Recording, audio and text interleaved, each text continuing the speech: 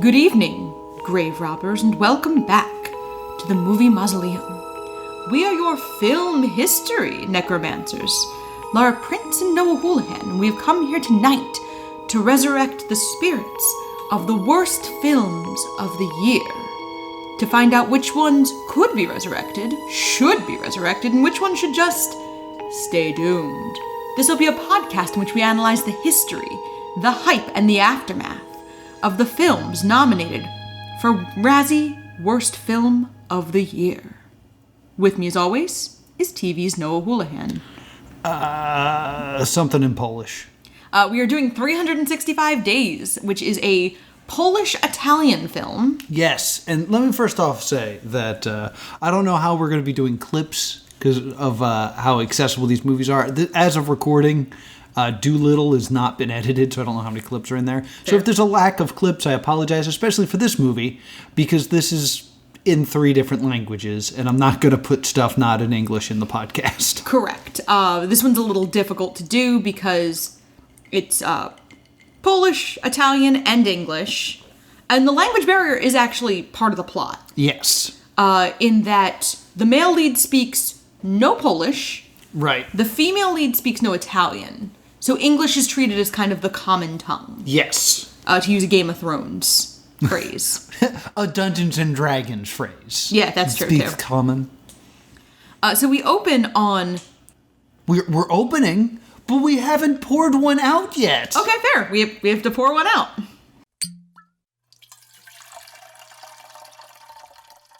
What do you got there, Laura? I have champagne, because she drinks a lot of champagne in this movie.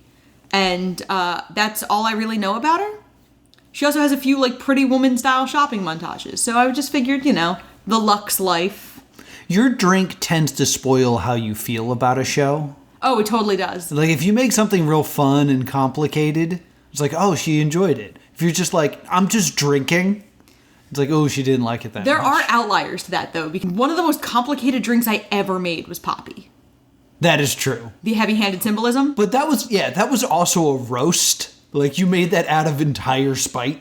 Yeah, I can't remember which one I blended an entire piece of cake during. I think it was that one. No, because the Poppy one was pink. The cake one was a weird, gross milkshake because I blended a piece of cake. Oh, I think that was Archie. Yes. Because I think you were trying to make a malt. Yeah, and it didn't go well. So that's nice. I have the Suck It, Your Sedative Had Bad Complications with you. Yes. Which is a scotch on the rocks. I also put some ginger water in there because I was going to make a joke about how they had to act gingerly, but no one acts gingerly in this movie. No. Everyone's real aggressive. So but it's probably like a ginger jack. It's probably good. Yeah, it is good. But there is a scene where she is in distress and he grabs an ice cube out of a jack. So I want to take this moment of a content warning.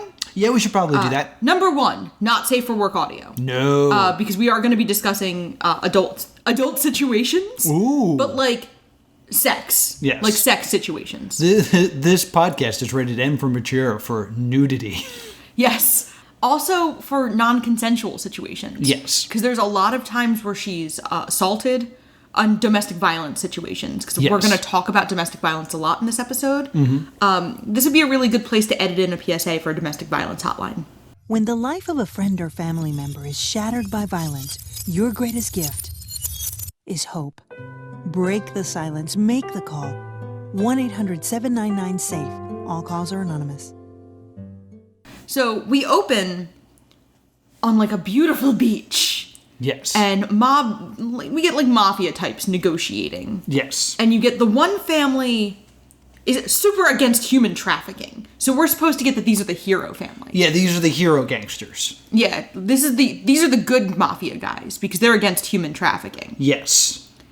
And we see a young man who looks like Prince Eric from Little Mermaid, but with tattoos. And hair. Lots of hair. Well, he's dressed like Prince Eric. Oh, okay, gotcha. And we don't know his name yet. And he's staring at some woman on the beach. I think that's where I get the Prince Eric vibes. Yes. He's distracted from his duties by looking at this woman in a beautiful blue bathing suit on the beach. They're on a rooftop and they're about to kill a guy. Yeah. And he's looking through binoculars at this girl, and his dad comes over and goes, "Let me see what you're looking at," and just looks and immediately spots the same girl. Yeah. Which is impressive with binoculars. Yeah. And then he says to his son, "You are too focused on fun and pleasure. It's time to focus on responsibilities." Yeah. Time to get your real mob job. Yeah, like, if you're not... Like, no one gets into crime. Crimes? No one gets into crime so that they can be responsible. Like, if you're doing crimes and you're not in it for the fun and pleasure, just work at the ShopRite. Yeah. Like, go do fun, not crimes. Yeah. 365 Days. This is a good time to mention some background. Okay. This is based on a 50 Shades of Grey-esque book trilogy that was very popular in Poland. Okay. So, I want to bring this up because this is some stuff you don't know. He has a twin brother that's going to pop up in the next one. What? Who did leave the family. And did exactly what you just said. Like, he's off not doing crimes. He's working at the ShopRite? He's not working at the ShopRite. I think it's the Tesco, because he's in England. Tesco is a British grocery store chain. I figured that out through context. Thank you. But, like, he's left the family, and I think he's actually, like, studying at Oxford. Because that's the only thing people do in England if they don't live in England. He's studying at Oxford? Because it's the thing people can name. Gotcha. That's why I wanted to bring that up. So these are very popular books. They're along the lines of 50 Shades of Grey. Okay. So this is why this movie was also nominated for Worst Ripoff or Remake. Gotcha, because it's very 50 Shades-esque. Yeah. I don't agree that it's necessarily 50 Shades-esque. It's the same genre. I mean, there are definitely some 50 Shades flavorers in this. I hope you guys are not tired of us talking about color theory. Yeah. Because color theory comes up a lot in this. There's a masquerade ball. There's, like... There was something else that I was like, oh, this is very 50 Shades-esque. But to me, that's also, like, you're making this... the Razzies are making the same argument that, like, Friday the 13th is a ripoff of Halloween. Yeah, kind of. When it's really just the same genre, and some things are similar. Well, I think the question would be, did the author of this, were they inspired by 50 Shades? Almost certainly. So, yes. Okay, Yeah. So, this is another thing we can blame Twilight for. Yeah. Oh. The disease of Twilight continues to infect our media. Oh my god, I'm thinking of all the things Twilight ruined. Mm-hmm. Because Twilight ruined young adult film franchises by splitting that last movie into two. Yeah. And then they all started doing it. Yeah, we can make twice the money. And that's why Divergent never finished as a film series. Yeah. Because it was terrible. Well, the third movie did so poorly that the fourth movie didn't get made. That's a bonus episode right there. The Divergent series? Should Divergent stay doomed, or should they make the last movie? I read the Divergent series, and frankly... it should stay doomed. I read the third book, and I wanted to yeet it out a window. Mm-hmm. Because I was in, like, a real young adult dystopia hole for a little bit. Yeah. But there were series I couldn't get through. Like, Hunger Games I read in 2 days. I really liked The Selection, which is trash, but I really liked it. Apparently that's getting a TV show soon, so we can look forward to doing that. Okay. So then, like, Prince Eric and his dad are talking, and to keep the Disney things going, the dad is like, one day everything the light touches, Simba, will be yours. Like, this family will be yours. And they're talking, and then suddenly there's gunshots. Yes. And the bullet goes through the dad into the younger guy. Yes. And then, like, they pull out, and you see, like, the roof is covered in tarp. Yes. Which I was like, oh, that should have been a clue. Yeah. Well, I still think that they were like, you can film up here, but don't get any fake blood on my roof. And they're like, we'll put down a tarp. Well, I also think that, like, if you're committing crimes, you probably put down a tarp because you don't want evidence on your roof. True. So, like, in the plot, it makes sense for there to be a tarp. Also, what do you wrap the body in? The tarp. Right. But the father dies and he does not, because he's going to be one of our main characters. Yeah, but we don't know that yet, necessarily. Right. And then we get an English language song. Yeah, it immediately, like, smashes to this, like, bop. Yeah, called Hard For Me. And I was like, oh, I guess the soundtrack's going to be in English. Because at this point, nothing's been in English. Yeah. And I kind of thought the whole movie was going to be subtitled, but not the case. We then go to America? No, we're in Poland. Oh. We're in Poland at like a business executive meeting, and they're speaking English here. Well, during this business meeting, somebody says, "This is America," with a bunch of cowboys. Like, no, they're talking about an American deal. Oh, okay. I thought they were and saying one character is supposed to be American. Yeah, but because he references not. In America we have a game called Trick or Treating. You have this game in America, right? Trick or treat. Which is not really how that works. That's right. A game called Trick or Treating. And he's like, the guy who says this is this like stereotype. He reminds me of oh crap, what's his name? I'm looking up the actor. Dane DeHaan. I have no idea. Dane DeHaan was in A Cure for Wellness. Ah, the BioShock movie. Yes. And he was also in Valerian and the Thousand Cities. He's best known in America as the Andrew in Chronicle and Harry Osborn in the Amazing Spider-Man series. Okay, gotcha. I just pulled up his known for page real quick to get that information. And he looks like him, and he's the American. It's not Dane DeHaan, because Dane DeHaan would have a pretty competent American accent. Yeah. This actor does not. And he blames this one woman whose name we do not yet know. And the woman kind of like turns the tables on him. So we see these two parallel like business meetings. There's one in amber lighting, that is the male lead, who we saw in the previous scene, and one in like blue lighting, which is the Polish executives and this American. And the meetings go badly, but they're so convoluted that I have no idea what they're talking about. I have no idea what anything happens in this scene. Also, none of this ever comes up again. Does not come up again. It's meant to establish that she has a job. Yes. And that she's like, that she is a competent executive professional woman. That's literally what this scene establishes. There you go, you're welcome. Yeah. So then they're both in cabs, separate cabs. And he is sexting some woman, Anna. Yes, this is the guy from the roof. And she's coming home to her partner, who's sitting on the couch working. Yes. All right, let me ask this now. Let's establish names. Because, like, I had trouble with names this entire film. I don't have their names until, like, way later, so we can do that. Okay, but, like, let's establish it just for the sake of... The male lead is Massimo. Massimo. And the female lead's name is Laura. Laura! That's right. I forgot. And that's your name. Yeah. That's how poorly they established Well, they names. also... mine's pronounced in the very, like, anglicized way. Yeah. And no one ever pronounces her name that way. No. It's pronounced Laura. Laura. In the film. Not Laura, which is a very anglicized version of it. And the name derives from Latin. Gotcha. It's interesting because I believe Polish is Germanic. So I think it's interesting that it's this very, like, Latin origin name when her best friend's name is Olga.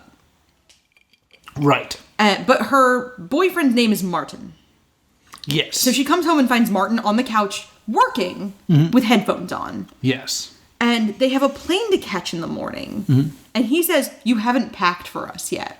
Well, she wants sex. She does. And his response is, "I'm working. You haven't packed for us yet. And you have a bad heart. And we have a plane to catch in the morning." And we have a bad... Yeah. So there's 4 things. But keep in mind, bad heart. Yeah. But so, like, all of these reasons.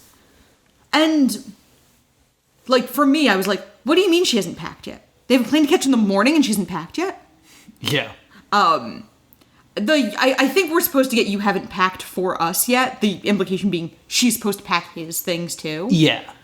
But because I'm so type A, I pack for us anytime we go anywhere. Right. So I had a moment of, why? Oh no, she hasn't packed yet? And then, most people don't pack for their partners as a defensive strategy.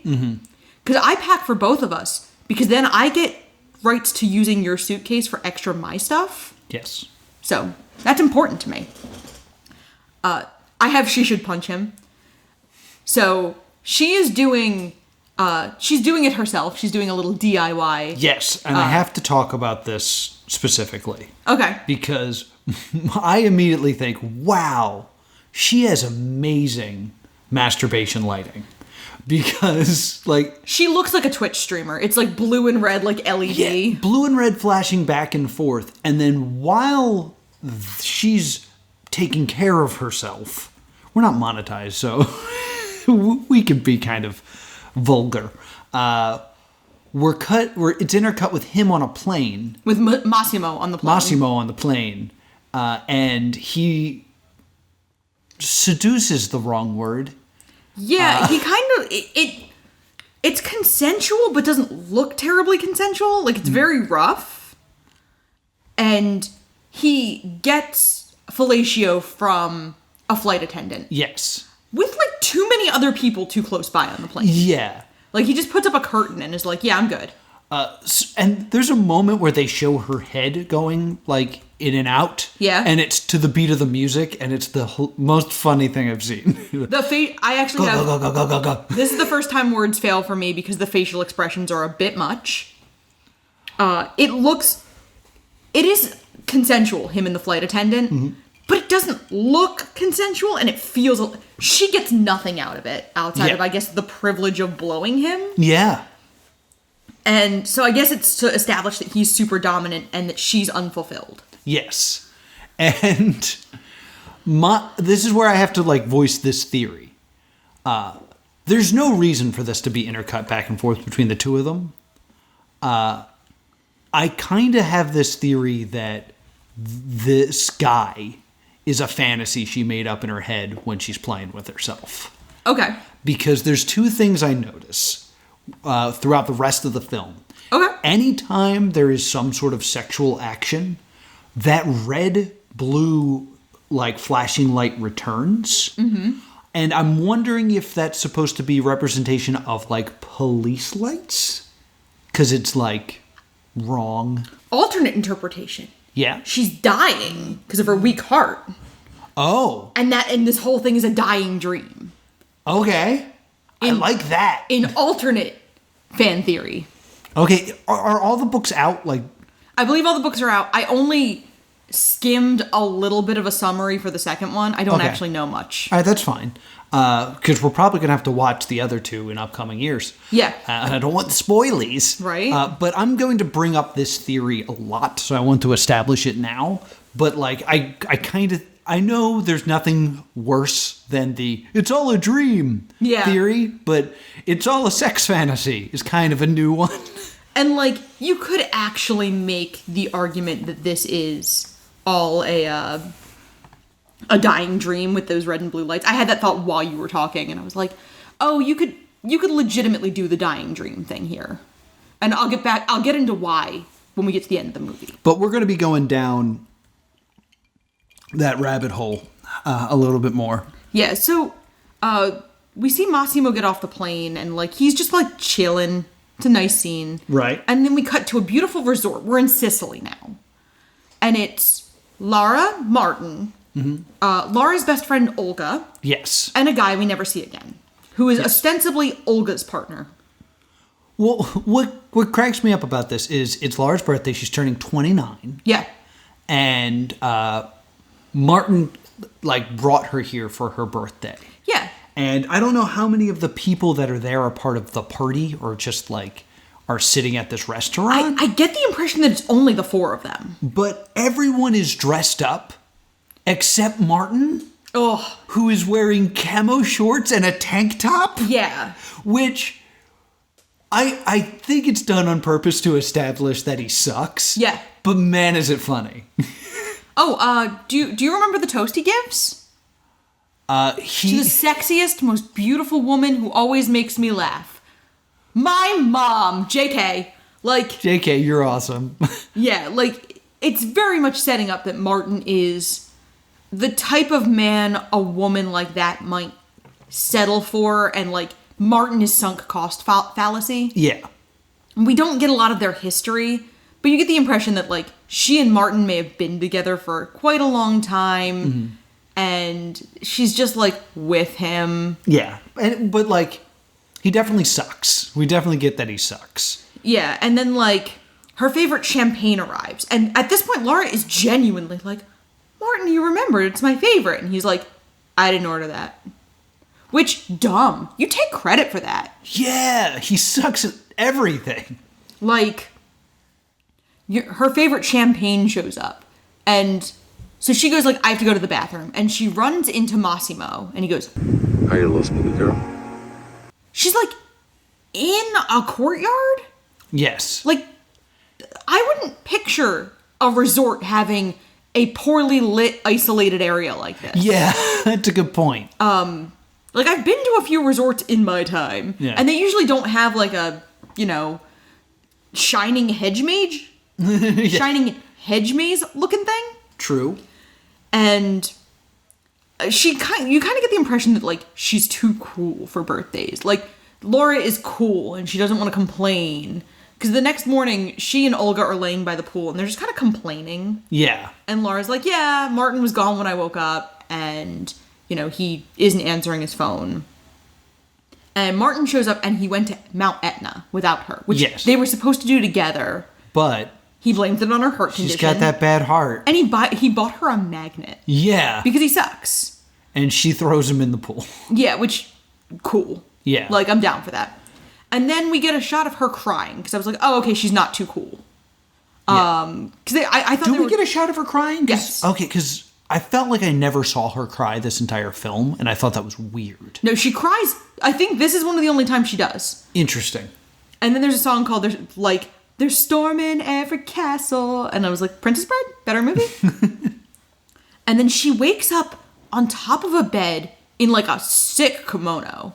Well, first she's like walking around some dark alleys, and then Yeah. someone's like, she gets like aliened, where someone's like, hello. Oh, yeah. And then it gets real dark, and then she wakes up in a kimono. Yeah, and, like, we see, like, an establishing shot of where she is, and it looks like... I was researching a trip to Disneyland before all of this happened. Mm-hmm.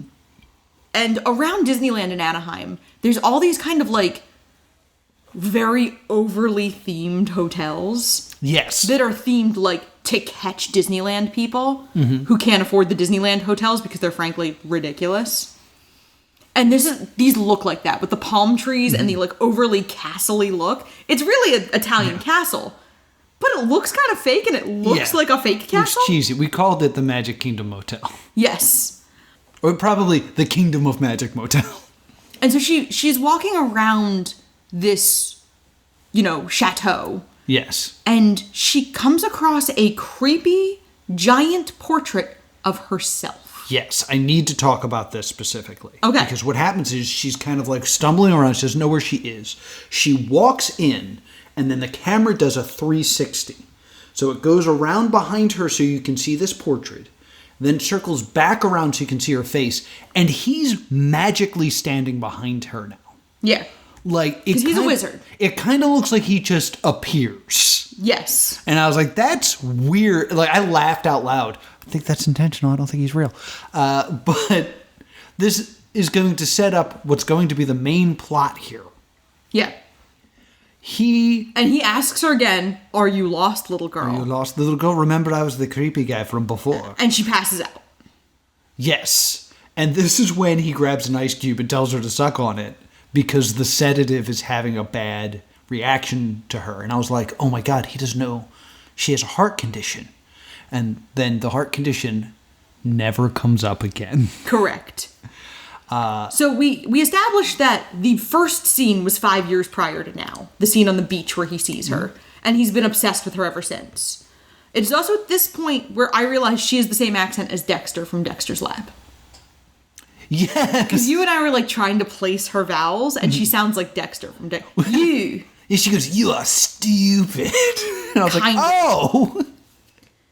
And she kind of retorts like, I have friends. My boyfriend is going to look for me. And then Massimo's like, here's a bunch of pictures of your boyfriend cheating on you. Yeah. But like, she still has friends. And we established later she does have a family. Yes. And like, Olga would notice that she's gone. Right. And he like pins her down on it because he keeps manhandling her and like throwing her onto furniture every time she stands up. And he throws her down on a chair and, like, gropes her boob while telling her he won't do anything without her consent. Yes. And I'm like, okay, so you're like, I want your consent, sexual assault. Yeah. So it's very confusing rules. And she somehow has like pickpocketed a gun or found one. She pulls a gun. She pulls on it off of him. Yeah. And she's like, put the gun down. And then he grabs her and puts her in a hammerlock. And disarms her. Which, man, this would have been amazing if she just killed him. There's a lot of things that could have still gone right at this point in the movie. Yeah. And he kind of sends her off with Domenico. Yes. Who is like his right-hand man. And kind of just becomes her, like, manservant. Yes, because... Another way this movie could have been better, I almost thought this movie was setting up the two of them falling in love. Right, which would have been very interesting. Because he's unfailingly kind to her through the entire film. And he's the person who does things for her. On top of that... Sorry, my drink just made noise. On top of that, he's been pulled away by Mario to go deal with something. Yeah, and Christian Grey has a red room for sex torture. This guy has a blue room for torture. And basically, he's got this dude tied to a rock. Yeah. Poorly? Yeah, it looks like he could get up. I was like, well, yeah, has he tried to struggle? Because, like, I can see light between his wrist and the binds. He's tied up with rope on a sharp rock. And I was like, just wiggle, dude. On a round rock, which has a lot of give? Yeah. Like, he'd be able to find enough space to, like, wriggle out of that. So, this guy doesn't want to live. And Marsimo is saying, I'm going to erase you. It's going to be like you don't exist because of your trafficking of humans. Yeah, because he sold children to a brothel. Again, we're setting up that, like, this mafia family is a good mafia family. Yes. They're nice people. Yeah. The people that he kidnaps for sex, he waits for consent. Yeah. But then we cut to her naked sitting on the floor of the shower, but it's a double shower. And both the showers are on, and she's sitting not under the water, which is so weird. I mean, she's shaking, and she's, like, visibly seething. Like, right. She's just been assaulted, like, multiple times. Because this is also the first time he grabs her throat, is at that point, too. Right. What I'm saying is, it's weird to sit in the shower, to get in the shower and then not use the water on yourself is weird. I mean... She has just undergone a huge trauma. She's not necessarily processing it in... Have you never, like, sat and cried in the shower? Yes, and the water's always touching me because it's cold without the water. What I'm saying is the only reason she's not under the water is because in the next scene her hair is dry. Yeah, fair. Which is the only reason they shot it this way. So she runs, like, she tries to do a runner, but she doesn't know the house and she doesn't know the yard. Yeah. And instead she just witnesses the murder of the guy. Yeah, which means that it was a walk into this dungeon. Yeah. They untie him, drag him out of the dungeon to this new area. Where there's no tarp. Where there's no tarp, and they just shoot him. And she's like, oh. It's like, yeah, this guy's dangerous. God damn it. And then, like, so Massimo sees her, and they argue, and she's like, I want my phone and laptop. Which is reasonable. Yeah. Because that's how you would get help. And she shoves him, he throws her on the bed, and she slaps him. And he goes, like, if you hit me again, she goes, what, you'll kill me? Yeah. Like, she's already in so much danger that she's like, what are you gonna do about it? Right. And then my next note is, the radio about to explode. The radio is about to explode. Yes. The music in this is kind of fun. The music's insane in this. And, like, Domenico is still very helpful to Laura. Like, he's very kind to her, and he's like, I'll get you some stuff. Do you want something to eat? Like, this poor guy is just like, hey, so you're in, like, the world's crappiest situation. So, I'm, like, logically, you would find yourself emotionally connected to this person who is kind to you. Because this is definitely, like, a modern retelling of Beauty and the Beast. Yes. But except that you lose a key part of Belle, which is her sacrifice. Yes. That, like, Belle intentionally sacrifices herself to save her father. Mm-hmm. This, like, Laura does not have to do anything like that. Well, also, Belle likes books, and Laura has no traits. Laura likes booze. Yeah. That's like the only thing we see her regularly enjoying. And so Massimo's like, get in the car, we're going somewhere. And she's like, what? And he takes her to Etna, where Martin failed to take her. Yes. So, like, immediately, he is giving her what Martin could not. Yes. And then we get the first montage. Is this also where we get the private jet scene? Not yet. Okay. This is the Pretty Woman shopping montage number 1. Okay. And she kind of, like, taunts him a little bit. And he grabs her by the throat in the dressing room. Yes. Domestic violence tip. If your partner at any point chokes you, that is the number 1 sign that they will eventually kill you. It's a fun fact, ain't it? Yeah, like, they actually say that, like, that's the biggest red flag. Is because once your partner is comfortable putting their hands on your throat, it is, like, it's very easy for things to go too far. Mm-hmm. In a way that, like, hitting doesn't immediately go too far. Right. So I wanted to point that out because he grabs her by the throat a lot. Yeah, there's an inherent, just to clarify, there's an inherent danger with choking, even in consensual play, that doesn't exist with, like, spanking. Yeah. Like, anytime you're not breathing, it's bad for your brain. Exactly. She finds 2 cops because she does a runner again. Mm-hmm. And she's like, tells the cops in English, like, I've been kidnapped, please help me. The cops catch sight of Massimo, who just catches up with her because she's running in heels. Yeah. The cops see Massimo and are like, cops out. Yeah, hi, Massimo. Hey, good afternoon, sir. Good afternoon, sir. You've really come along as the Toyota robot. What? His name's a lot like Osimo. Oh, okay. So, like, she demands her cell phone, laptop, and she's like, and I want dinner. I want pierogi. Yeah, because she wants Polish food. Which, pierogi is what I think it is, right? It's the mashed... Like pierogies? Yeah, the mashed potatoes and the shit. It's so weird to me that they keep saying pierogi singular instead of pierogies. I mean, pierogies, plural, is Americanized. Oh, okay. It would be pierogi in Poland. Excuse me. I'm an ugly American. So, because I used to go to a carnival that had Polish food. Okay. And it was amazing. Like, but they called it pierogi because it was, you know, first generation, second generation immigrants. Mm-hmm. And he tells her, like, I own hotels, restaurants, and companies. Also, I'm in the mob. And I want you to teach me how to be gentle. I want to be gentle for you.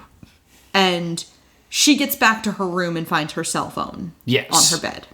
And she calls her mom and says, hey, I got a job. I'm going to be in Sicily from now on. Don't worry about me. Yeah. Well, she also promises her mom that at some point her mom will be able to visit. Yes. Now, I don't think we established this. Not only did he say that he won't touch her, or he won't do anything without her consent, which is just a lie, but she will fall in love with her in 1 year. Yeah. If by her birthday next year she is not in love with him, he will just let her go. Yeah. So she tells her mom, like, hey, I'm going to be in Sicily for a year. I have a new job. It's just for a year. Yeah. Which, after a day, it's only been a day. Yeah. Maybe 2. She's already, like, resigned that she's going to have to play this game. Yeah. Well, she's tried to escape once, and it didn't work. So that's just the end of escaping. Yeah. And she, like, other than the one time she grabs the gun, she never goes with violence. Like, No. she's never like, I need a knife.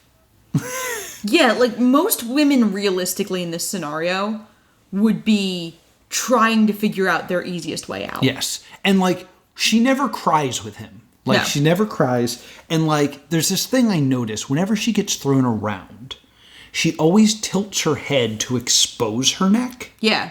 Which is a very feminine, like, I'm attracted to you thing. Mm-hmm. Is when a woman turns her head away and exposes her neck. Yeah. It's just like, It's kind of like a signaling thing.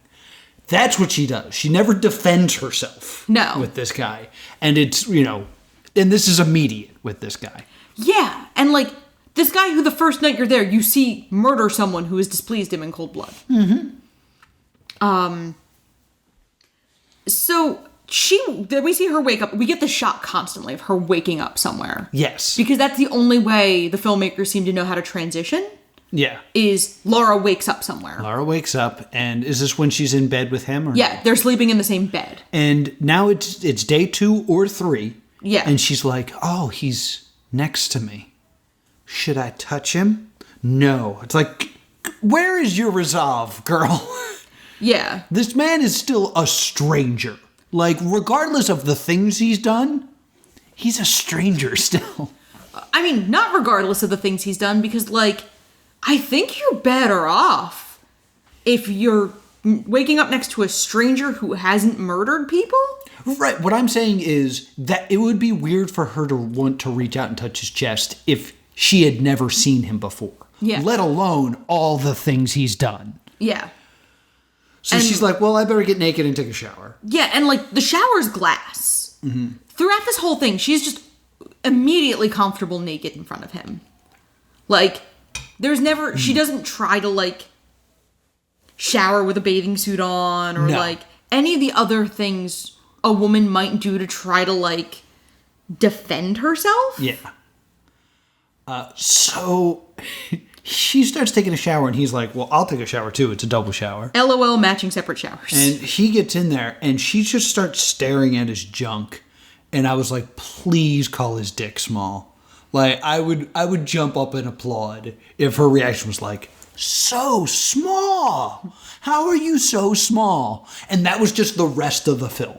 Yeah. It was just her being like, but you're so small. Yeah.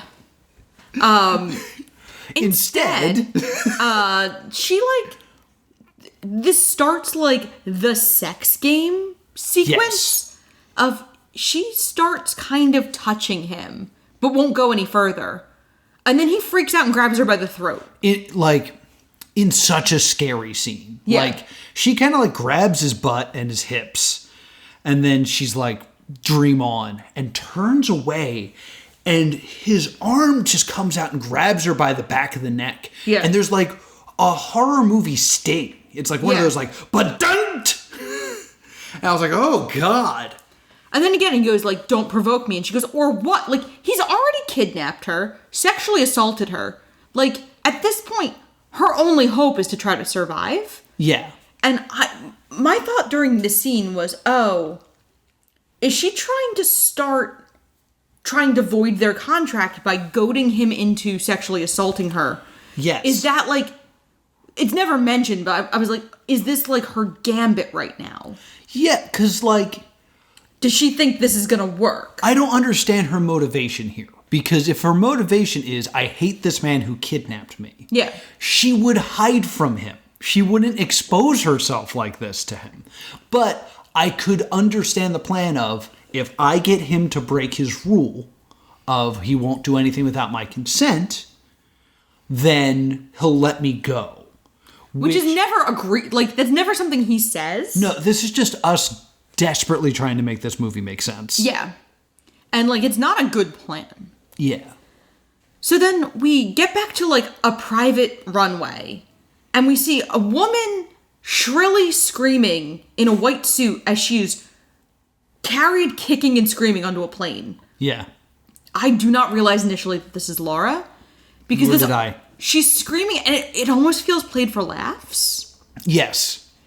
And, like, I thought it was going to be, like, oh, there's going to be a comic relief girlfriend, too. Like, we're going to meet Domenico's girlfriend, and she's going to be annoying and funny.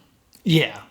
And then we see that Laura is tied to the first-class plane seat. Yeah, and she's got, like, a bunch of seatbelts on. Yeah. And then, she says something to him in Polish, and he, like, says, English, please. Yeah, in English, please. And there's no curtain separating her and him from everyone else on the plane, which I want to establish. Yes.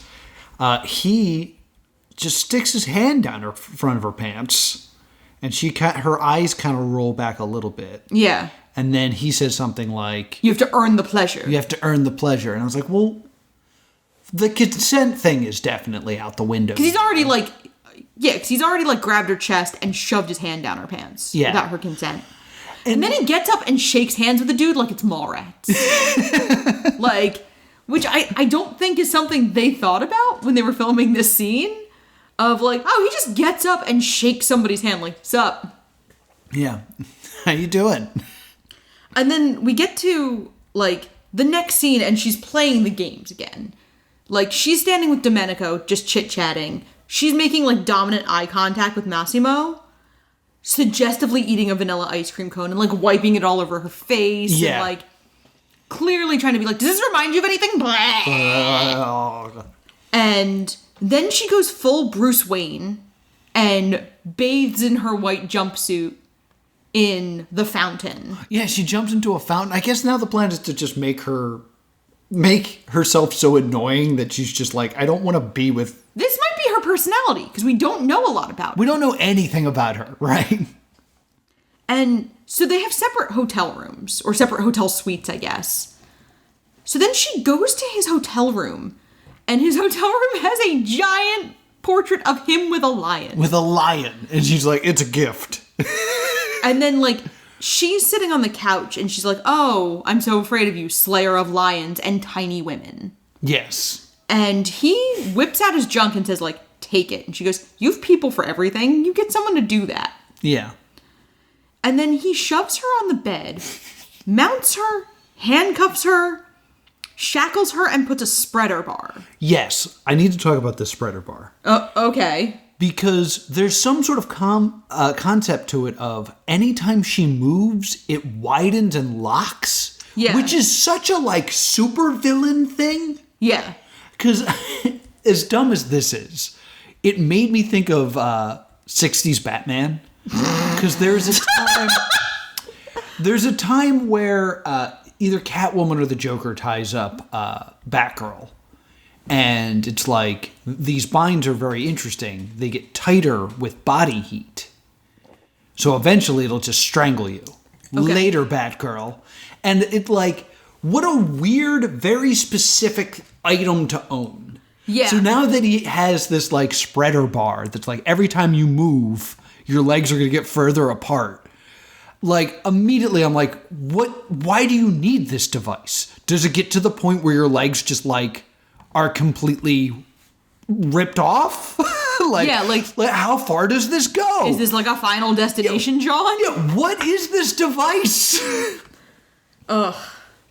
Yeah, so we have that great moment. Yeah. So then he's like, I'm going to show you what you're missing. And some other girl shows up. And he's like, this is what you're missing. And then he gets a blowjob. Yeah. But like maintains eye contact with her the entire time he's doing it. But like, which is weird and dehumanizing to this like sex worker? Maybe she never speaks and we never see her again. Yeah. But this idea of like, I'm going to show you what you're missing. I thought, oh, he's about to rock this girl's world. Yeah. But instead it's like, yeah, you could be the one blowing me. Yeah, like it's not like he does anything to pleasure this sex worker in any way.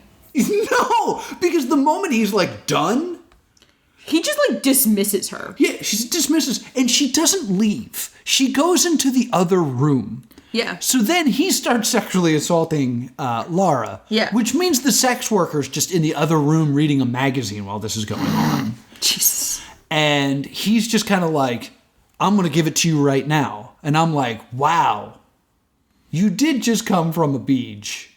The fact that you're still able to go, kind of impressive. And like, but he can't. Like, well, she's like, no, I'm begging you. And then he lets her go. Yeah. Which I'm choosing to believe is because he couldn't perform. Because I really want to emasculate this guy for some reason. Because he's so dominantly insecure and he sucks. Yeah.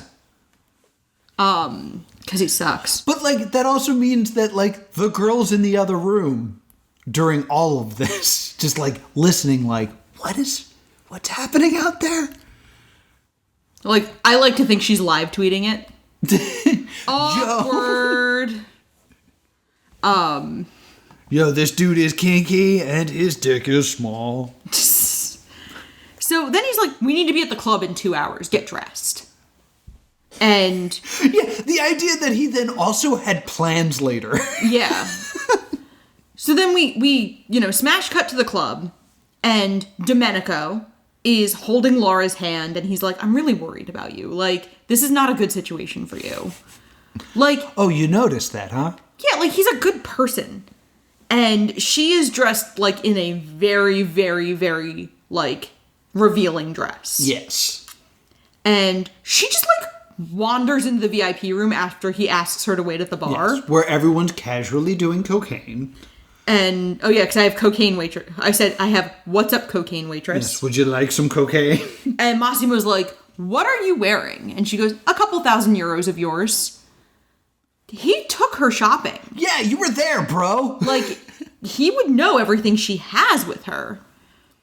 And then she flirts with a random guy, and we get the greatest lyrical genius ever. Music, music, music, cigarette.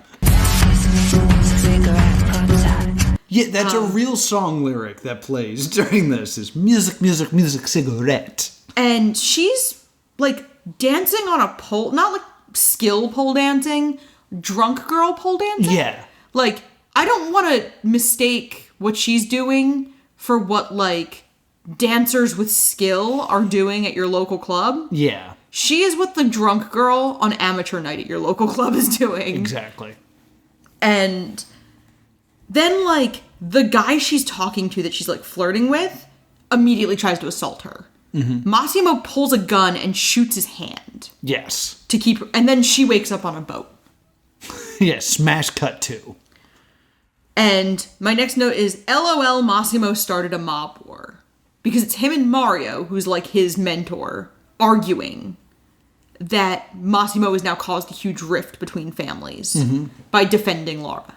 Yes. Who is acting out. I feel like if I kidnapped somebody, I would wait for the Stockholm Syndrome to set in before I started, like, parading them around. Yeah, it's been like a week. Yeah. And she's already just in public. Yeah, and she's, like, in public, and she is playing sex games with him in public, and... Like, it's very weird. Their dynamic doesn't make a lot of sense. And then, so she comes out and she's like, I'm sorry. Mm-hmm. Like, the way you would apologize if you, like, threw up in someone's trash can when you were drunk, instead of the way you would apologize if you started a gang war. Yes. And he then, like, victim blames her for the attempted assault of, like, if you hadn't been flirting and wearing that short dress. And she's like, are you blaming me? Yes. And then she falls off the yacht. Well, first, before she storms off, or before she falls off, she tries to, like, storm away. Yeah. And he yells, like, where are you going? Tell me where you're going. It's like, somewhere else on the boat in the middle of the ocean. Yeah, like, there's not a lot of places to go. Yeah. It's not like she's going to run away. And then she falls off the boat and he saves her. Yeah. Brings her back into, like, the cabin. Yeah. And then he's like, I like you and I don't want to lose you. Mm-hmm. And I was like, why does he like her? She's done nothing but make his life difficult. Yes. And he's done nothing but assault her. Yeah. Like, there's no... Like, there isn't even the thin... Okay, so there's an SNL sketch where they make Black Widow into a romantic comedy, and her and Hulk have, like, the tenuous strand of they both love ice cream. Yes. This doesn't even have that. Yeah. They don't even both like breakfast at Tiffany's. Like, they don't have anything they don't bond over anything. No. There's no emotional bond. And then we get what I like to call the montage. We get 5 montages in a row. Yeah, it's First, rough. we get the boat boning montage. Yes, so it's like 5 minutes. Apparently, her being saved was enough to kind of like for that Stockholm Syndrome to just kick in. So they start going at it. And I know we need to mention a scene where he spits on her crotch. Yeah. Because you have interesting information about this Yeah, scene. the filmmakers wanted to cut it, but the screenwriter / the writer of the books demanded it be put back in because it is apparently a popular gesture between couples in Poland. Yeah. Which I have no research to back this up because I really didn't need this in my Google history. I mean, that's what the author of 365 Days thinks is romantic. Yeah. Is spitting on a girl's crotch. This montage, they have sex all over this boat. Yeah, which you're like, also, where's Mario? Because he was also on this boat. Right, like they're just on the deck in the sunshine and all this other stuff. And it's really weirdly cut because there's this moment where her... In the bed, in the car, up against the mini bar. There's a moment where her legs are up against, like, his shoulders. Yeah. And then in the next cut, he moves in a certain way that I actually said out loud, oh my God, he broke her in half. By God! Because, like, the only way that motion would have worked is if he snapped her spine. But the truth of the matter was, it was a different cut of the It was a montage. different part of the boat. Yeah, like, it could have been hours later. So... And then he goes, I have a surprise for you. And she's, like, laying there, and they've been, like, boning for hours. You get the impression they got an hour of sleep after. She says that. Yeah. Because she's like, I want more. And he's like, I've slept for an hour. And he's like, what, are you tired? And he's like, no. And I want to be honest. If you bone for that long and she wants more, your dick's small. Jesus Christ. It's really small. So then he's like, I have a surprise for you. And she's like, what? Is me, like, which at this point, I'd be so wary of a surprise from this guy. Of like, oh, what now? What It's now? somebody's head in a box. And he's like, we're going to a ball tonight. And she's like, what? And then we get the Glam Squad montage. Yes. Where, like, the two most stereotypical looking, like, Queer Eye for the Straight Guy types Yeah. come in and fuss over her. And again, we never see these men again. No.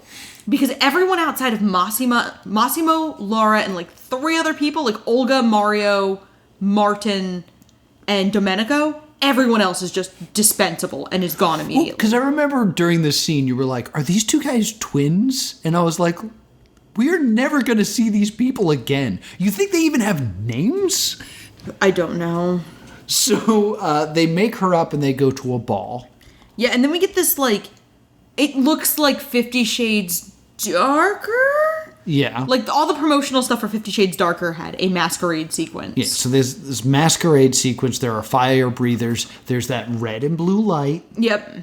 And they do a sexy tango. Which is pointless because the sexy tango is the thing that leads up to sex. But we just watched a 5-minute montage of them banging on a boat. But then we meet Anna. And Yes. Anna was Massimo's girlfriend. Right up until the day he saw Laura in Sicily. Yes. So, like, they broke up a couple weeks ago. And Anna introduces herself as... The first and only love. Yes. Also, I need to bring this up. How much time do you think went by between him seeing her on the beach and him kidnapping her? Because I was under the impression it was months. The first time he sees her on the beach? Yeah. And kidnapped her 5 years. We find out it was 5 years! Yeah, I've already said that on mic. Oh, I totally missed that. 5 years go by? Yeah.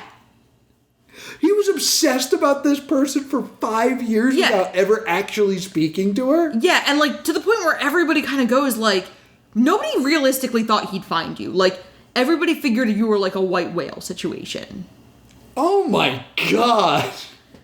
And, like, if I'm Anna, I would want to have more self-respect than to date this guy who was a portrait of a woman. He saw once through binoculars. Yeah, I just realized there's, like, a literary thing here. Okay, because it reminded me a little bit of, I'm not going to say the thing you think I'm going to say. It reminded me a little bit of The Truman Show. Okay, yeah, no, that's not where I thought. Where he's obsessed with this girl he spent a day with, and then he's, like, desperately trying to make a picture of her using, like, cutouts from magazines. Mm-hmm. This is so much worse. She was wearing sunglasses Yeah. when he looked at her through binoculars. How do you even know what her face looks like? I was actually thinking of the poet Francesco Petrarch, Okay. who wrote a ton of sonnets to Laura, who he'd only seen briefly. He wrote like 3 years worth of like platonic, like 3 years of like courtly love overtures to this Laura. This is unbelievable. And like, I don't know if she's intended to reference Petrarch or if it's you and I desperately English major grasping for meaning. What was the name? Pet Shark? Petrarch. Okay, I'm sorry. Francesco Petrarch was like a famous classicist Italian poet. Anyway, Anna does not particularly like Laura because why would you if you were Anna? Yes. And Anna is like, I should kill her. This is the equivalent of breaking up with your girlfriend because of the girl you like in an anime. Yeah, like, or like breaking up with your girlfriend because a cosplayer you met at a con once liked your tweet. Yeah. Like, the anime girl isn't real, but the cosplayer, like, The girl he's fallen in love with isn't real because he doesn't know anything about her. but it's more of like a parasocial, like a cosplayer. Yeah. Like, Laura is indisputably a real human being. But, like, he's definitely in love with the idea of her. Because they've known each other, we don't know how long. There's no sense of time in this. We don't get, like, 1 week later, 3 days later, at any point. Yeah, since you bring it up, I want to bring that up now. I really think this movie could have been helped by saying how many days are left. Yes. Throughout. It's just like, day 1, day 4, day 9. Yeah, dawn of the final day, 24 hours remain. Yes. So, she said, Lara goes like, I want to leave the ball now. So Massimo takes her back to the hotel. They have sex again. And then he goes like, I'm sending you to, you said you wanted to visit your family. You're getting on a plane tomorrow to Poland. There's an apartment set up for you there. I love you. Yes. Like, he says he loves her, which you missed when we watched it, so I wanted to set up this is when he says it. And then Domenico takes Laura to the airport, but then, like, a car pulls up behind them, and Domenico gets out of the car and goes to this other car and leaves. So now this is, like, the sad part of the romantic comedy of, like, Laura's been sent back to Poland, and she's sad. Yeah, she's on her own, so she goes and sees her friend Olga, who is immediately like, you vanished when we were on vacation. I thought you were kidnapped. Yeah, Olga has the world's most reasonable response to your friend showing up even a week later. Like, if I was on vacation with my best friend, she vanished and showed up even a week later, like, hey, I'd be like, what the crap? We get the impression more than a week has gone by, but we don't really know how much. We don't know how much time has gone by, but it quickly turns into, I met a guy, and then they're like, ooh, tell me all the details. Yeah, because, like, well, first, Laura kind of tells a very sanitized version of it. Yeah. Of, like, I met someone, he's a club owner, whatever. And Olga's like, cool. And then they're passing a bottle of wine back and forth, which I know you screamed like there are glasses right there, but I've done this with my friends. Like, you just pass a bottle of wine back and forth. Yeah, I also want to talk about the sequence where she's laying on a couch on her back. Yeah. And Olga is sitting on the floor, leaning on her stomach with her elbow. Yeah. And I'm just like, how did you end up in this position? Yeah, I mean, they're definitely... This is definitely trying to shorthand the intimacy of that friendship. Yes. But it also really comes off as, like, Laura and Olga may just do it.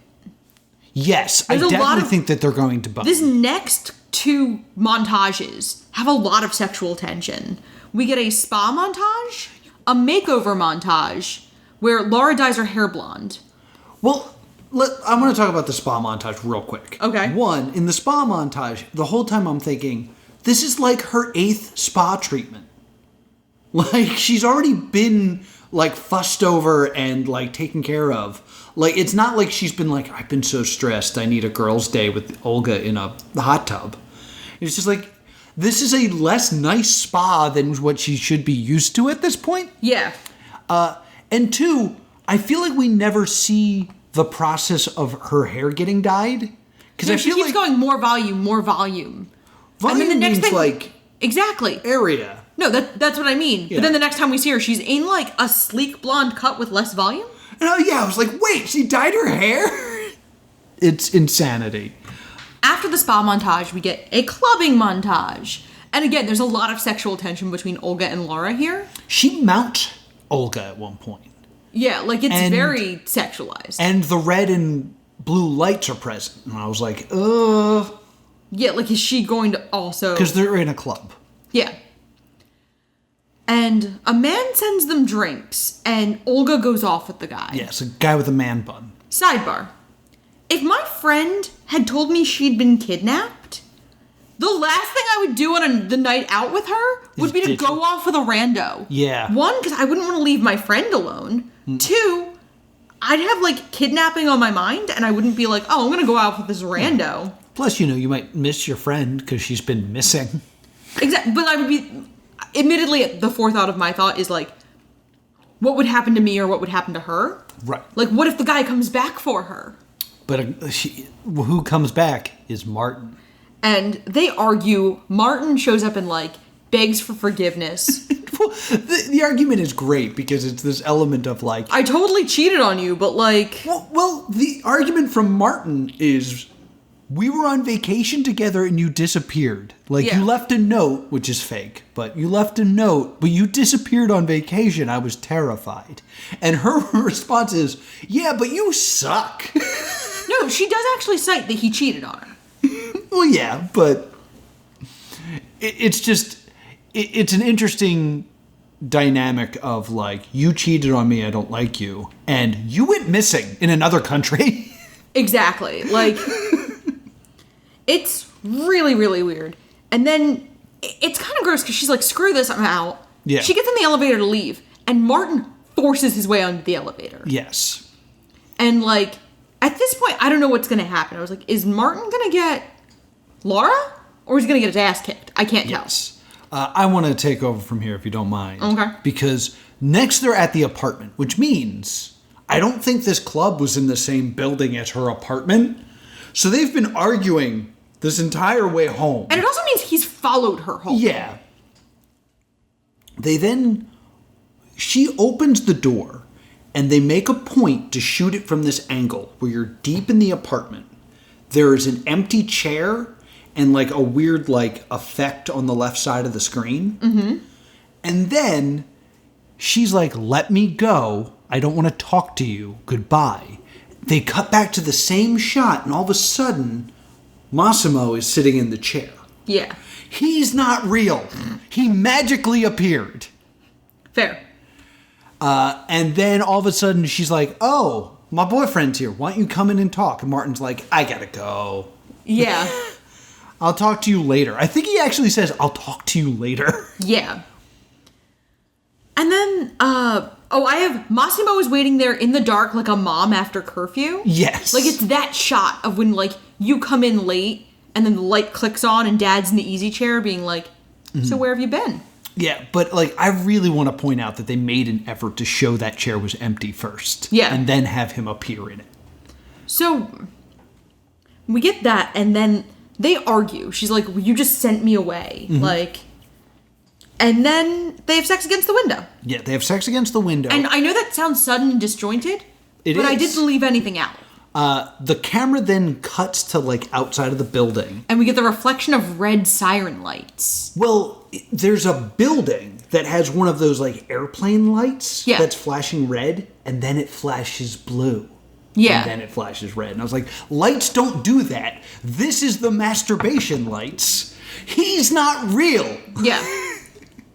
And then, like, they have sex against the window, and then my next note is someone in this movie is really into choking. Yes. Because he chokes her again, like, not threateningly, but, like, as part of sex. Like, his hand is either on her throat or just, like, giving the Von Erich claw to her head. Yes. And then sometimes slipping his thumb in her mouth. Yeah, he also does this move with the sex worker, the flight attendant, and Laura, where he, like, brushes his thumb across her mouth. Yes. But it's not hot. Yeah, my theory is his thumb is bigger than his dick. Oh my god. Because I think he's really small.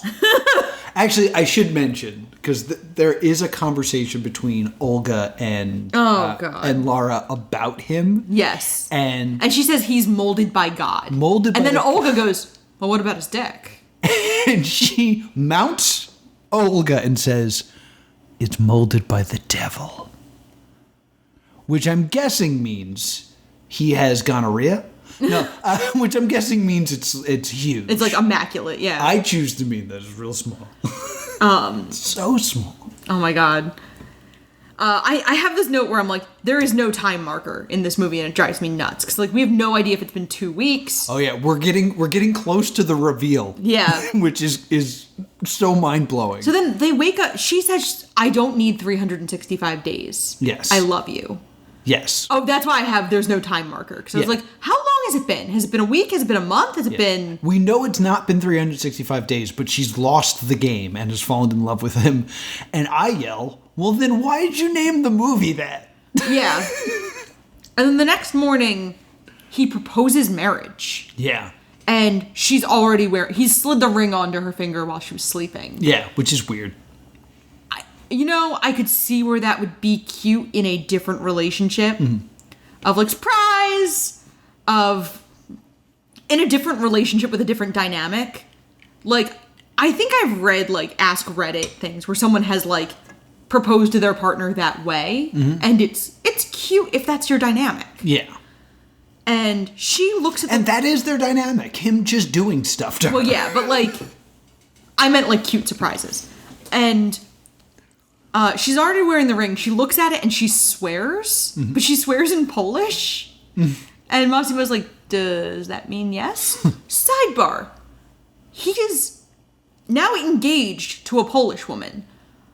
I would think you would pick up certain words. Well, of the native language. Not to reveal so like a lot, but it's not been that much time. Right. That being said, how long could it possibly take to pull up yes, no, hi, goodbye? Yeah. You had 5 years to prepare for this. Like, well, he didn't know she was Polish because he didn't know anything about her. Unbelievable. But like, I know a few words of like Japanese, despite never having studied it. It's not a language I would say I was remotely proficient in, but I know more Japanese. Do you, it's super confusing. Do you know what no is in Japanese? Does it mean yes? No, how to say no in Japanese. Oh, no. Yeah. It sounds remarkably like yeah.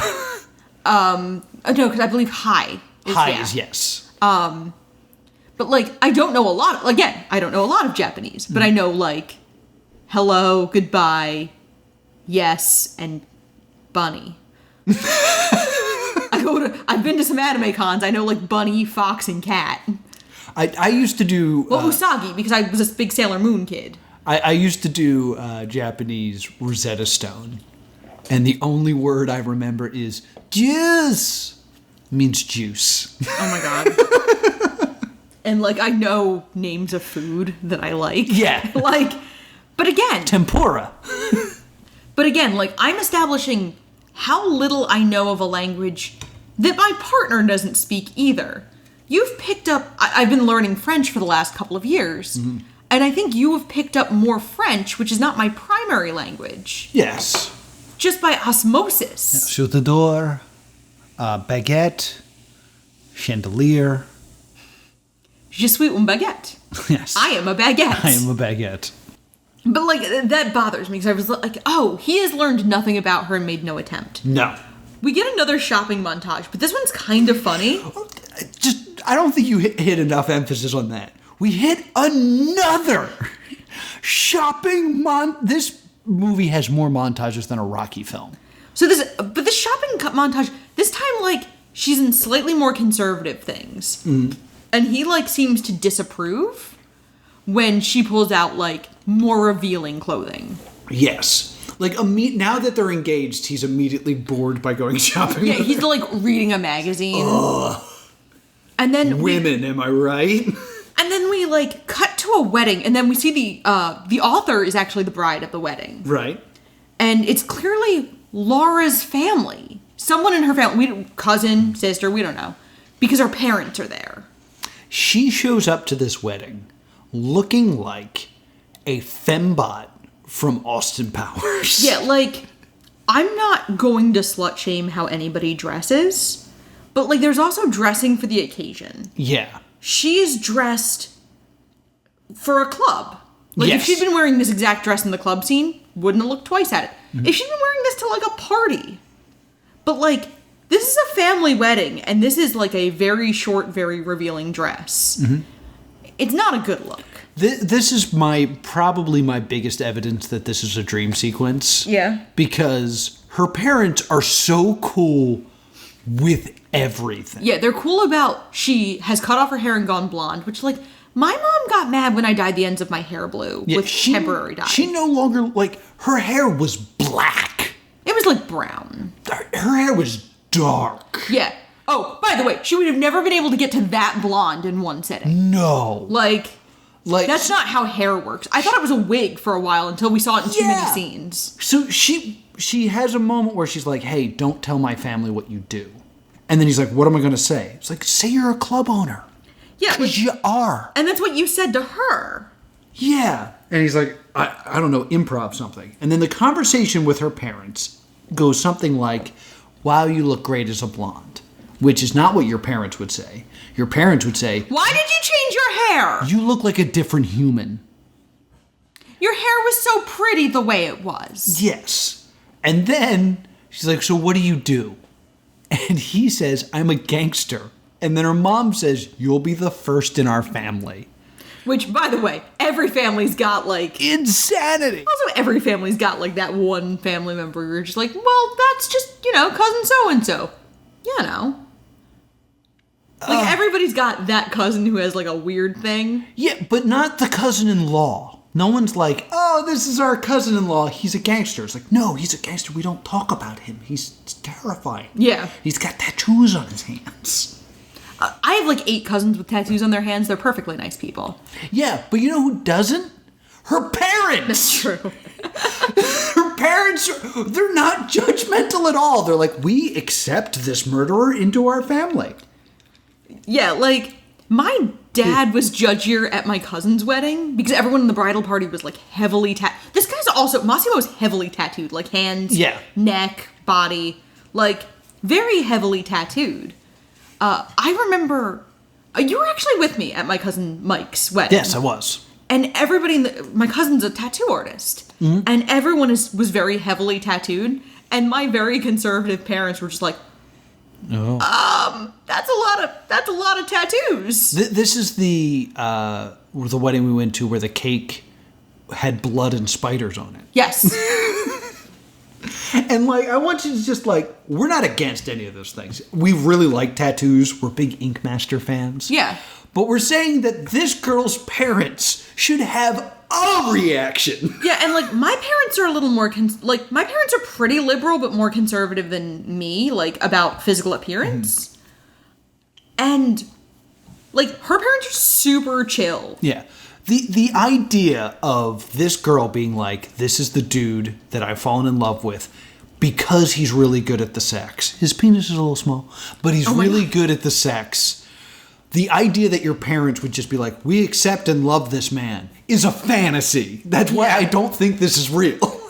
Yeah, because, like, on paper, you are exactly the kind of guy that a woman's parents hope she brings home. Like, you're nice, you have no criminal record, you have a stable job. Yes, on paper. And my father was like, yeah, I like him as much as I'm going to like anybody you bring home. Yeah, that's the approval I crave. Like, but that was all anybody was going to, like, that was all you were going to get from my father. Yes, he's at the maximum score he could achieve. A 4. Yeah. Out of 10. Yeah. Honestly, yes. My mom adores you. But, so, Laura catches the bouquet because whenever there's a wedding, the protagonist catches the bouquet. And then we, like, cut back to Sicily. We're like, meanwhile, back in Italy. And Mario and Massimo are having breakfast. Laura comes to the table and he's like, oh, I'm sorry we started eating without you. Yes. Which I thought was a reference to Martin, where it's like, sorry I did this without you. I was like, oh, it's falling into No, it's similar literally patterns. breakfast. No, it's just literally just breakfast. And then she goes, that's okay, I'm not feeling well. But she also then says buongiorno. She says good morning in Italian. So She's making the effort. she's starting to pick up the language a little bit. I mean, good morning isn't much, but like, it's the only time we hear her speak Italian. And then she negotiates. He has told her no one from Poland can come to their wedding. Which, by the way, like, then we'd elope. Like, if I can't have any of my family there, like, we're not having a big wedding. Yeah. So your mob friends can be there. And she successfully negotiates Olga, her best friend's attendance. Well, I also want to say, she says, I'm not very hungry, I'm not feeling great. Yeah. And I was like, oh, she's pregnant. Yeah. That's how this is established in these types of films. Yeah, the only way it would have been more cliche is if we'd seen her throw up. Yes. Because that's usually the other way we see that. And so I was like, oh no. But then we get there and then we get a quick shot of Olga getting in the car with them. And then, like, we get a little scene with, like, Olga and Laura actually having a few minutes on the beach alone together. Right. Domenico's there. But Domenico is, like, a significant distance away. And this is when Olga drops the bomb. That only 2 months have elapsed. It's been 2 months! Now, we watched this last night. We're recording it about 2 in the afternoon. And there have been multiple times in the last 12 hours where out of nowhere I've gone, 2 months. 2 months. Like, we were driving... 60 days. We were driving to the park this morning and I went, 2 months out of nowhere. Yeah. Like, the movie's called... Like, she had a year. It's 365 days. Yeah. It's been 2 months. It has That not even means been a season. the number of days left still starts with the number 300. Yes. And she also tells Olga that she's pregnant. Yes. And Olga, I really like Olga, actually, through this part. Because Olga goes like, we'll run. We'll raise the child together. yes. She'll have beautiful parents. Not smart, but beautiful. But beautiful. Olga's the best character. Yeah. But let's also talk about the fact that if she is pregnant to the point that she's aware, she would have had to have gotten pregnant on the boat. Yeah. Which means when she went out clubbing And got wasted. Right before, and remember before that, they drank like a few bottles of wine. Yeah. She was pregnant that whole time.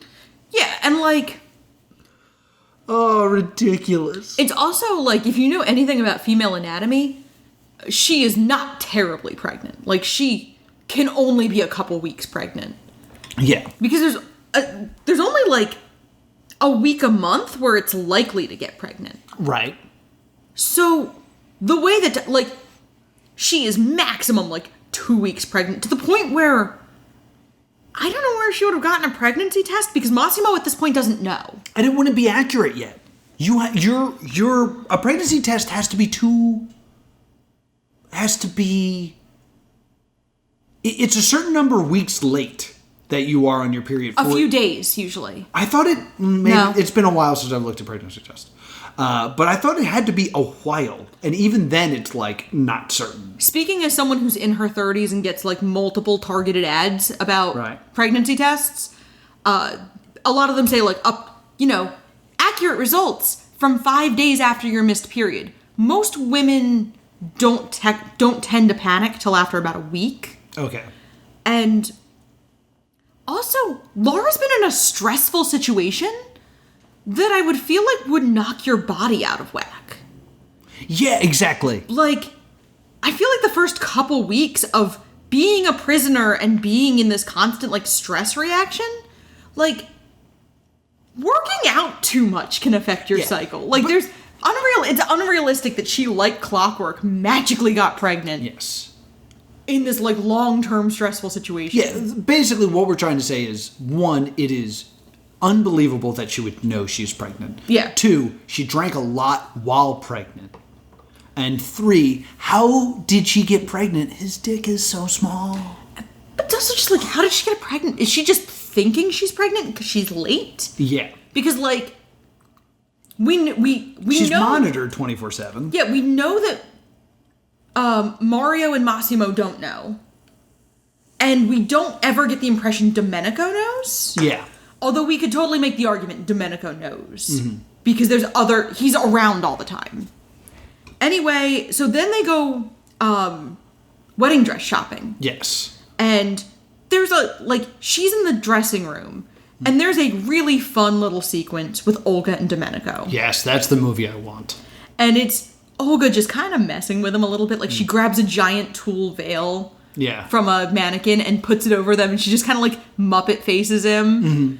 And he just kind of, takes it off. She reaches across him to grab champagne, just, takes too long. And then he gets up, and she looks at his butt like she is a lioness and he is a wounded gazelle in the center of Also, there's two things of champagne in front of them. Yeah. And when he gets up, she drinks his. Yeah, it's... Which is pointless. Yeah, she's just... she's flirting with him, and it's actually legitimately cute and funny. And he's kind of she's more forward than he's used to, and he's probably, not used to getting attention. Yes. But, he's into it, and it's cute. Yes. Because he, kind of smiles at her, yay. Laura then reveals her terribly slutty wedding dress. It's very, very see-through. Yes. But she's pregnant! She's wearing white gauche. But, it's a very, very bodycon dress. Yeah. If she's pregnant, they better be getting married tomorrow. Yeah. Because she's not, I imagine they are Yeah. getting married very soon because Olga's there. Yeah. Which is not how wedding dress... I guess maybe if you have the money, that's how wedding dresses work. She can go to, a couturier. But I was if she's pregnant, that body conscious of a dress...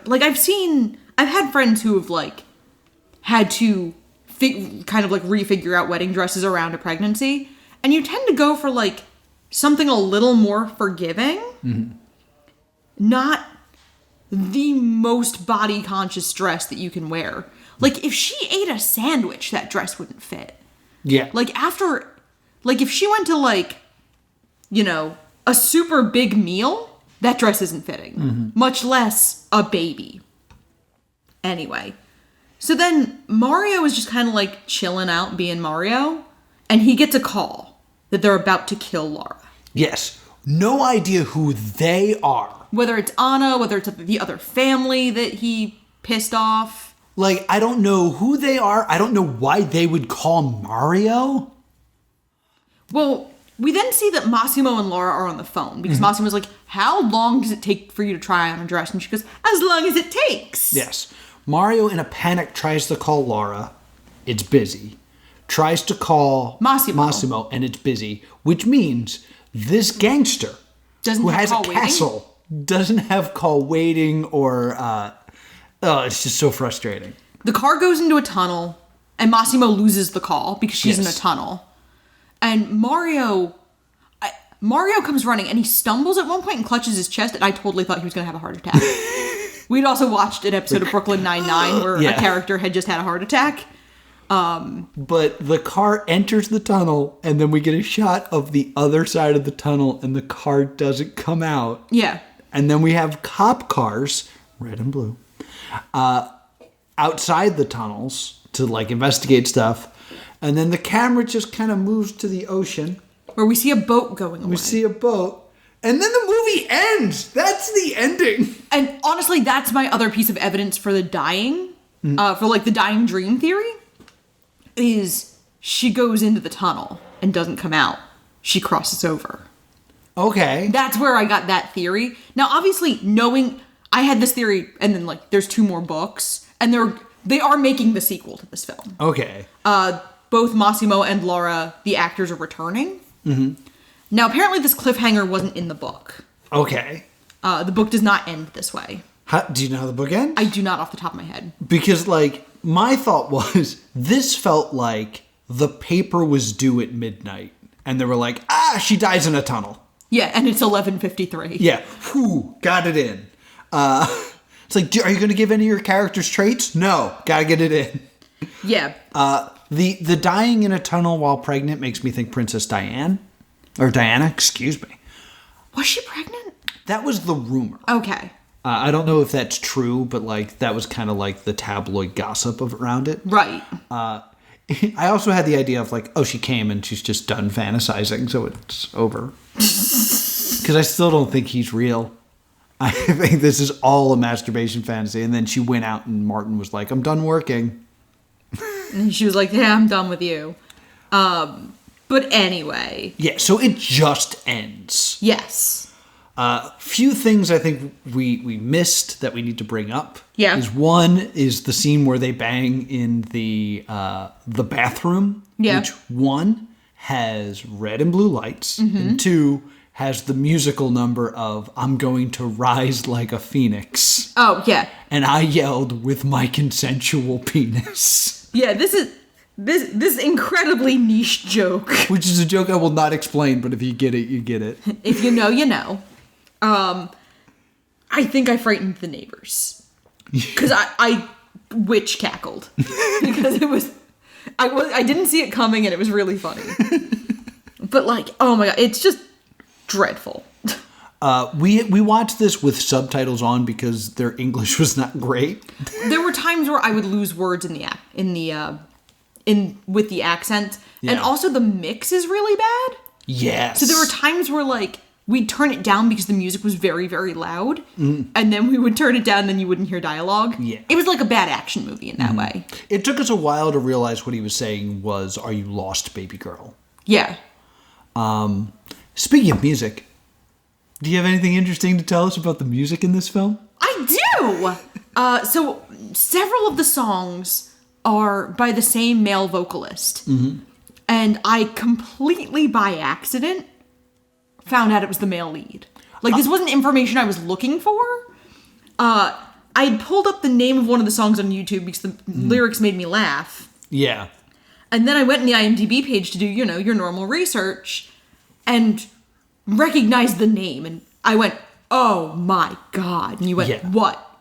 You were laughing so hard. It was so dumb. Like it almost seems like this movie was invented to promote this guy's album. This is worse than them playing Limp Bizkit during The Fanatic. I actually thought of Madonna's Swept Away.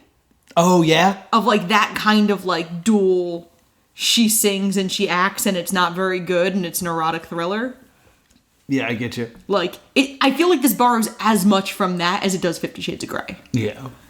So, that's 365 Days.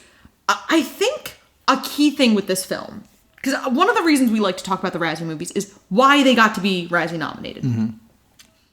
This movie came out on it didn't get a theatrical release. It came out on Netflix in like over the summer in quarantine.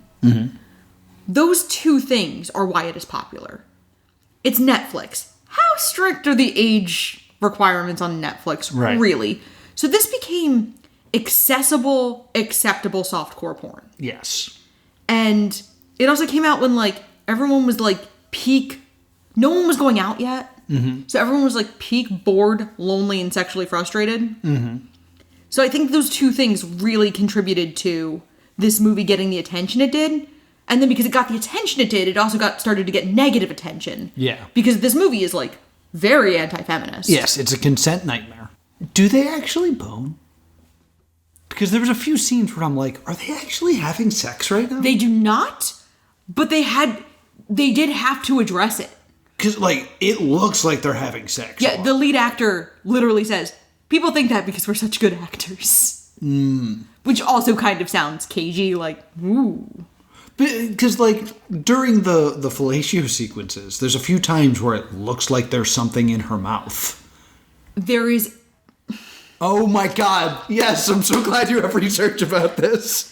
He is wearing a prop penis at one point. Because his dick is so small? No, because they can't have the live sex act. So he's, like, wearing a prosthetic because they can't show her with the real one. Okay, question. No. Do you know... No. I don't know anything you're asking me. Do you know who made... No! The penis? No, why would I know that? Well, because I assume it was the devil. Oh my god. Oh, you're so proud of yourself. I'm so happy to have that information. Like, just the idea of a director being like, okay, this is the fellatio scene, so put on your fake penis. That's actually a really common thing. Tuck your tiny penis in between your legs. This guy's gonna sue you for defamation. Like, I'm gonna be honest, and you can see this on my Twitter. I thought we were gonna see his junk at some point, and you were like upset. I'm a little disappointed. So until I have confirmation, it's super small. I need you to not. I need you to stop. Anyway. So any other research that you I don't want to have bring up? anything else major outside of the sequel is in development. So if you were super hype about this movie, Do we have any idea what it's called? Oh, I did know this. Because I can forgive the title if the series ends on her birthday. Like all 3 books are just over the course of 1 year. Because the fact that this is 2 months and it's called 365 Days is infuriating. Because remember that movie 40 Days and 40 Nights? Yeah. Where he's not allowed to have sex for 40 days and 40 nights? If that movie ended on day 25, stupid. So, you're making that face. So the second novel is called This Day. And the third novel is Another 365 Days. But we haven't had the first 365 days. Don't blame me. The production start date was postponed. It was supposed to start production in August, and they've had a very difficult time with shooting because Italy was one of the countries hardest hit by COVID-19. Right. So Fascinating. So I guess we're at the point now where we got to give it a verdict. yeah, What are you saying? you know, there's a lot of really bad things about this film. I thought this was going to be so much worse. Yeah. I still can't recommend it. Okay. I thought it was funny, but I thought it was funny. I don't think this should be seen as romantic. There's things about this movie that are so hilariously poorly done that we kind of swung into enjoying it because it's Yes. a montage, another montage. This is stupid. Yes. One thing that I know we discussed a little bit of, off mic is back when I used to do panels about Japanese fetishes at conventions, one of the things that I discussed is the blackmail fetish. Yes. Which is basically, I have these dirty thoughts that I'd like to act on, but I have a life at home that I can't ruin. This Right. is what mommy porn is. And often they fetishize this idea of losing control, so you don't have the guilt of betraying your husband or ruining your kids' lives by destroying your marriage. Right. It's I was in this situation where I was kidnapped. So that's what the itch this movie scratches is. Yes. I wouldn't call it high cinema or anything like that. And it's in this weird level of, I enjoy the scale of, instead of a movie being 5 stars or something like that. Yeah. Of doing -10 to 10. 10 is a masterpiece. Yeah. -10 is The Room, where it's so bad, it's so enjoyable. Yeah. To me, Doolittle was a 2. Yeah. This movie's a -5. Yeah, this movie does kind of swing into being fun. But, I think if you just dropped the violence toward her. Yes. He's way too comfortable choking her. And that, to me, it takes out the fantasy of, there is the constant threat of sexual violence in a way that, there isn't with 50 Shades of Grey. Yeah, and I feel kind of bad saying this, but it seems to follow this, the same sort of roadmap, where in a horror movie, everyone's so one-dimensional and without traits that you don't care about them, so that when they get stabbed in the throat with an arrow, you're just kind of "Pfah, whatever." 1 degree of Kevin Bacon. Yeah. I'm glad you got the reference. In this movie, none of these people have traits, so No. I never relate to them as being real people. No. So what happens to them never really affects me. Yeah. If they had traits, I'd be like, this is horrible, this poor woman. Yeah. This guy's a monster. But the fact that they're so blank kind of just makes it like, I get what you're doing. I mean, going Whatever. into that, like, that idea of, I don't like the term mommy porn, but, like, going to that concept, often those characters are pretty blank slates. Yeah. Much like Bella, much like Anna from 50 Shades of Grey. They're blank enough that you can put on that costume and be like, I'm in that situation. Yeah, they're, like, intended for you to be able to project onto. I'm going to put on my own blue and red light. Yeah. So, maybe that's what blue and red actually means. Because, like, maybe red is sex and blue is violence. Maybe? Because there's the whole that dude that's tied up getting murdered is just blue light. Yeah. I could see that. All right, so that's an idea. So at least thought was put into this. Not good. It's more consistent than Heather's when it comes to color theory. Yeah, I mean, I think it's also less damaging than Heather's because at least, like, the main audience should be older. Yeah. But also, it's a lot easier of just like, instead of red meaning whatever the hell red meant in Heather's, it just means bone time in this movie. Jesus. So, yeah, that was 365 days. Yeah. Do not recommend. Yeah, I'm going to give it a stay doomed. But I'm going to give it a stay doomed because I do think it's a damaging film. It's for some people to and watch. like it's weird because we always say like, let's rank the Razzie films. 365 Days is a worse film than Doolittle. Yeah. It is a more enjoyable film Yeah. than Doolittle.